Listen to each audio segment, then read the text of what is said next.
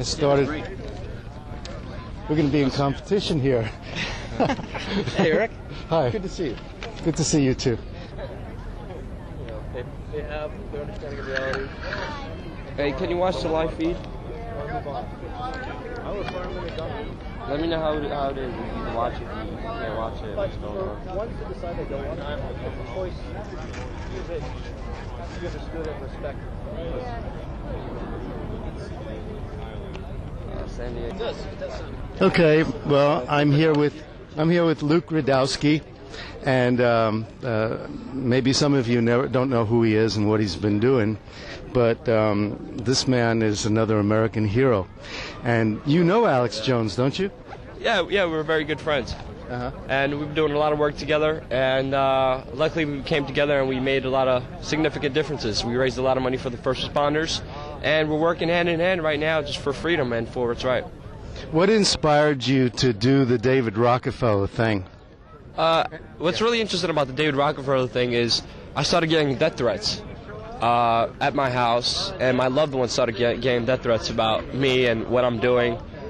And they were interesting phone calls because there were death threats that I didn't know where they were coming from. And there was a particular situation where I went away for a little bit, and I didn't tell anybody where I was going away.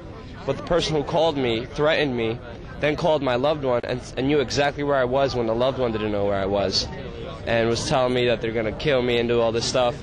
And then at that decision, I decided, instead of letting them get to me, I'm going to step it up on another level.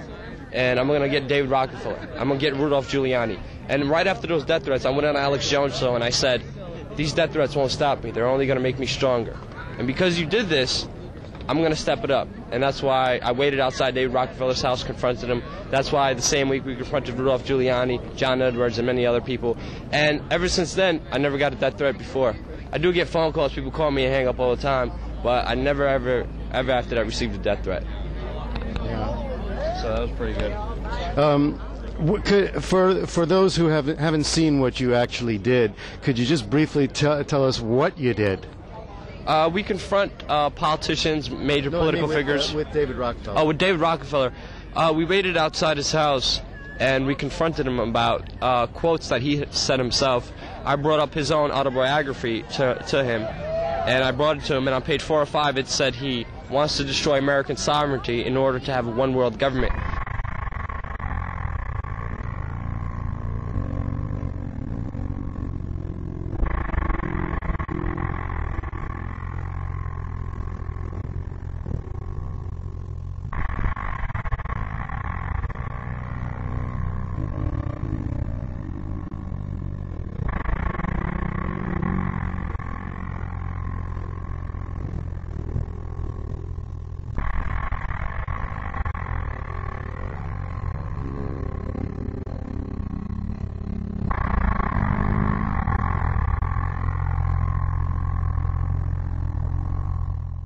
And I brought up to him the book, and I was confronting him about it, and he was just running away.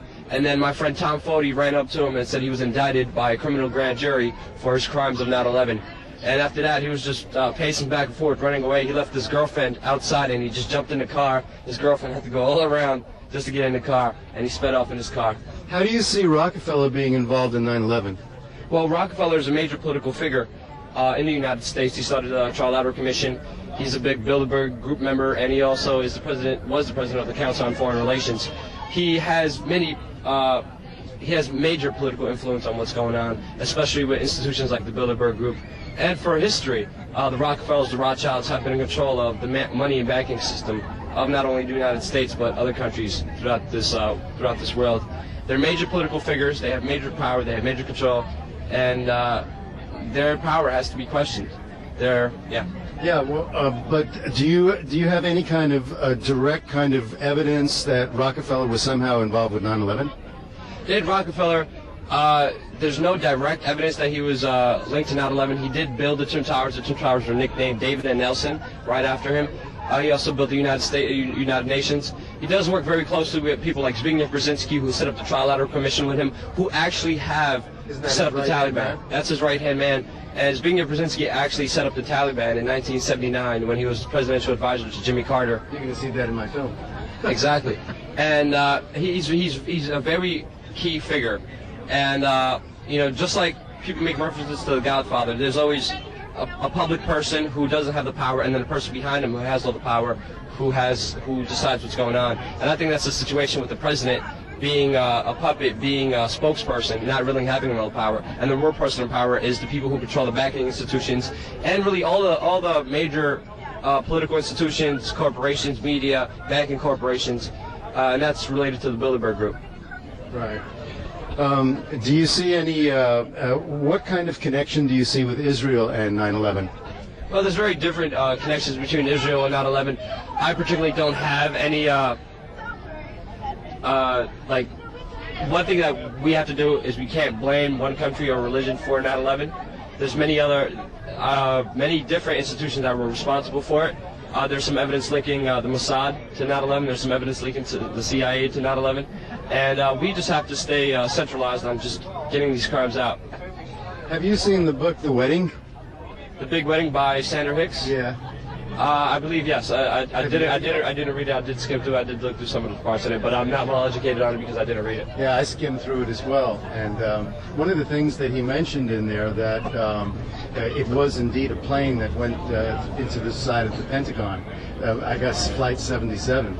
The book is very good, but again, I skimmed through it, but I caught this thing in the book. Yeah. And there were some other things that caught my eye that didn't jive with what I believe. What he says that the real flight plane went into the walls, and they took pictures when they said there was a 6-foot hole. It was an inner wall that was a 6-foot hole. Well, one thing I would just like to say, we won't all agree with each other, and whatever Sandra Hicks believes, that's his own personal beliefs. One thing I want to call for, and I want people to do, is stop thinking about theories, stop thinking about of what you believe. It doesn't matter what we as human beings believe. It's what we could prove. It's what we could explain. The Pentagon has been a very diverse issue, especially around the 9/11 truth movement, with many different opinions, with many different beliefs, and many different theories. My major thing is stay away from the theories. Let's prove what we can prove. We have survivors. We have family members. We have rescue workers. I think that's all we need to expose the story. Okay, what you did with David Rockefeller could be classified as street theater. And is there more street theater that you can kind of recommend that we get involved in? Like we're using these little cheap cameras and putting the videos up on YouTube. What other ideas might you have that would help in what we're trying to do here? One thing, I want to say street theater because it's more of an entertainment thing. What we're doing is asking questions, demanding answers. One thing I recommend people to do is to get a camera. We have the power of the internet today. We have the power of YouTube today that has revolutionized what this movement is about and what we're doing with this movement. And just get a camera and look for political events and ask these politicians, ask our elected officials, ask high-level people hard questions that need to be answered. Yeah, show up at political events. Is that what you meant? Show up at political events with the camera, ask the politicians the hard questions. We're in an election year. It's a perfect time to get next to the candidates, next to political figures, and just talk to them one-on-one as humans and converse with them about what's really going on. Do you know Peter Joseph? I don't believe so. You know who he is? No. The guy who made the Zeitgeist movie. Oh, yeah. Yeah. Doesn't he live in New York City? I don't know if he lives in New York City. I don't even really know him. I don't even know his name, just like you caught me right now. But he did make Zeitgeist, so. Yeah, you saw that. Yeah. Yeah, okay. Well, I want to thank you very much for talking to us. And, no problem. Eric Video on YouTube, and you can see awesome this. Thank you. Thank you. No problem.